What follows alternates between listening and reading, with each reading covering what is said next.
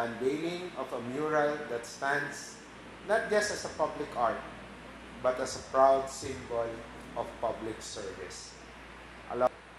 For 3 decades now, PhilHealth has played an indispensable role in the nation's journey toward accessible and affordable healthcare. This artwork is more than just a painting on a wall.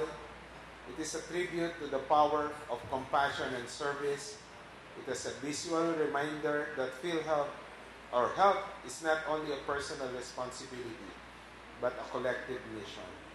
The completion of this meaningful mural project not only celebrates the 30th anniversary of PhilHealth, but also marks the 6th anniversary of PhilHealth's partnership with MMDA.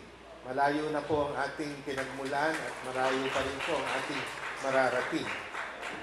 Through signing this Memorandum of Agreement, we reinforce our joint commitment towards protecting the health and safety of the Filipinos and our shared dedication to delivering universal health care to the Filipino people.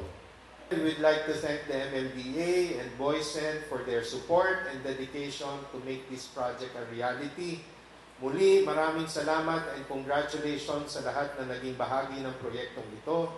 Ito ay isa lamang sa ating mga hakbang upang mahatid ang isang PhilHealth na mabilis, patas at mapagkakatiwalaan. Maraming salamat.